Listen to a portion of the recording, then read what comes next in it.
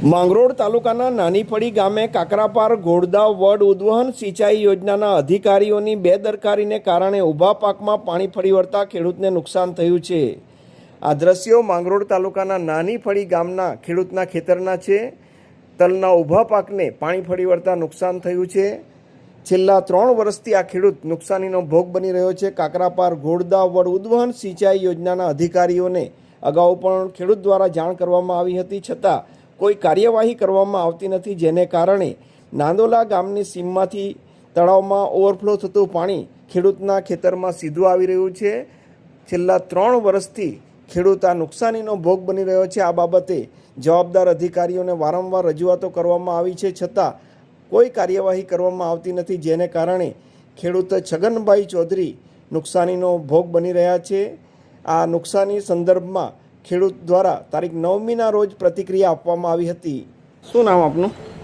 મારું નામ છગનભાઈ બી ચૌધરી, રહેવાસી નાનીફળી, તાલુકો માંગરોળ, જિલ્લા સુરતનો ખેડૂત ખાતેદાર સોનીબેન વેલજીભાઈ ચૌધરી, સર્વે નંબર 110-111 વાળી જમીન ખેડૂત ખાતેદાર, એનો હું વારસદાર છું।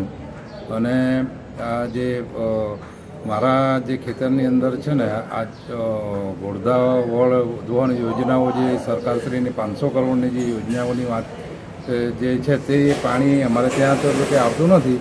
એ ખાલી બગાડ કરવા માટે નાંદોલા ગૌચરની તલાવડીઓમાંથી ઓવરફ્લોનું પાણી આવે છે, તે પાણી સીધું અમારા સર્વે નંબરોમાં આવીને અમારા પાકને નુકસાન કરે છે। અને આ વખતે આ સતત ત્રીજી વખતનો આ બગાડ થયેલો છે। ગયા વર્ષે બગાડ થઈ ગયો, એના આગલા વર્ષે વાવેતર સાથે બગાડ થયો, અને આ વખતે આ પાક તમે જોઈ શકો છો, ઊભો જ પાક છે। અને આટલું બધું પાણીનો બહાર જે પાણી પડે છે, એ અમારા ખેતરની બાજુમાંથી ગૌચર જે પસાર થાય છે, એમાં એ વેસ્ટેજ પાણી જાય છે, તે છે। હવે આ ફૂલ જ પાણી છે। બીજા નંબરે એક વસ્તુ એવી છે કે અમે તપાસ કરતાં ખબર પડી કે એ જે તલાવડીઓની અંદર જે આ યોજનાનું જે પાણીના જે વાલ્વ મૂકેલા છે, એ વાલ્વ કોઈએ કાપી નાખ્યા છે।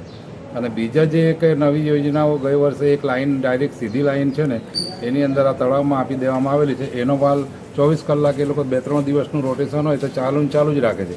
એ વાલ્વ બંધ કરવા માટેની કોઈ તસ્દી લેતું નથી કે ત્યાં કોઈ માણસો મૂકેલા નથી, અને એ ખુલ્લા વાલ્વ હોય છે, એટલે તે ગમે તે છેડછાડ કરતા હોય, કાપી જતા હોય, આવું બધા બનાવ બનતા, એટલે એનું એ ધ્યાન નથી આપતા। એમ પાણી મળે છે એ બરાબર છે, લોકોનું કામ, લોકોની ખેતી હવે અત્યારે બહુ સારી છે, એ આપણે માનીએ છીએ, પણ અમારા માટે તો કાયમ નુકસાન જ થાય છે। આ છગનભાઈ, કેટલું નુકસાન થયું ને આ મુદ્દે તમે અગાઉ કોને રજૂઆતો કરી છે? ગયા વર્ષે નાયબ કાર્યપાલક ઇજનેર સાહેબ આપણે માંડવી સિંચાઈ યોજના, એમને મેં રૂબરૂ મળેલો હતો, અને એમને મેં રજૂઆત કરી હતી કે સાહેબ, મારા ખેતરમાં